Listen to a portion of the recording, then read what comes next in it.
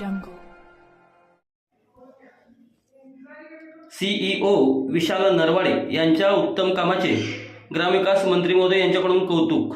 महाराष्ट्राचे ग्रामविकास मंत्री श्री जयकुमार गोरे यांनी मुख्य कार्यकारी अधिकारी जिल्हा परिषद सांगली श्री विशाल सविता तेजराव नरवाडे IAS यांच्या ग्रामीण विकास क्षेत्रातील उल्लेखनीय कार्याचे विशेष कौतुक केले।